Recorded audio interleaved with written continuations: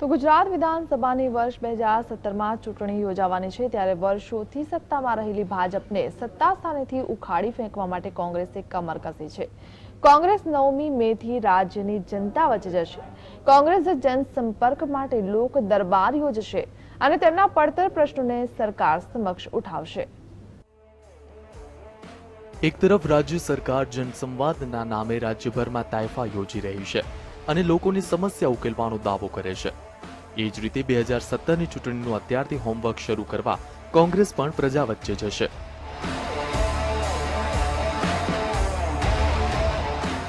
કોંગ્રેસ 9મી મેથી રાજ્યભરમાં જનસંપર્ક માટે કપડવંજ ખાતે લોકદરબાર યોજશે અને આ કાર્યક્રમની શરૂઆત કરશે।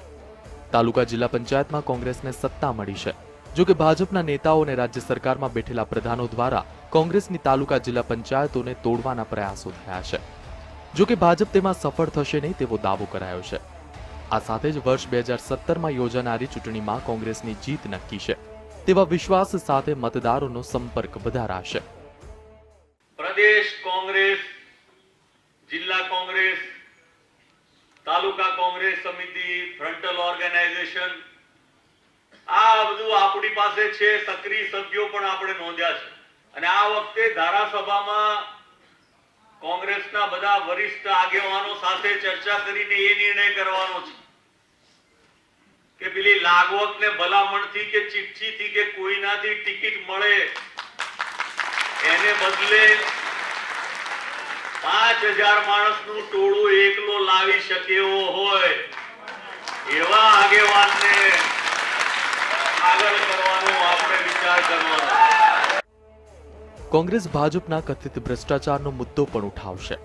વડાપ્રધાન નરેન્દ્ર મોદી, ગુજરાતના મુખ્યપ્રધાન આનંદીબેન પટેલ અને તેમના પરિવારના કથિત ભ્રષ્ટાચારને છાવરી રહ્યા હોવાનો આક્ષેપ પ્રદેશ કોંગ્રેસ પ્રમુખ ભરતસિંહ સોલંકીએ કર્યો છે।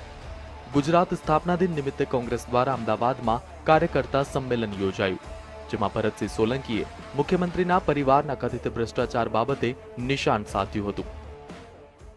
જિલ્લા તાલુકા પંચાયતને એના વહીવટ દ્વારા લોકોમાં જવાની પ્રક્રિયાઓને આપણે વધારીએ, પ્રશ્નો સાંભળીએ, એકબીજાને વધારે મળીએ, તો જે જન આશીર્વાદ આપણને મળ્યા છે પ્રજા તરફથી 23 જિલ્લા પંચાયતોમાં ને તાલુકા પંચાયતોમાં, મને લાગે છે એ વિશ્વાસને ટકાવી રાખીશું તો 2017ની ચૂંટણીમાં ભારતીય જનતા પાર્ટીનો સફાયો થઈ જશે, એમાં કોઈ શંકાને સ્થાન નથી। પાટીદાર અનામત આંદોલનના ઓછાયામાં યોજાયેલી જિલ્લા તાલુકા પંચાયતોની ચૂંટણીમાં ગ્રામ્ય વિસ્તારમાં ભાજપે જનાધાર ગુમાવ્યો હતો, એટલે જ સરકારે પાટીદારો સહિત સવર્ણોને મનાવવા 10% અનામતની જાહેરાત કરી છે।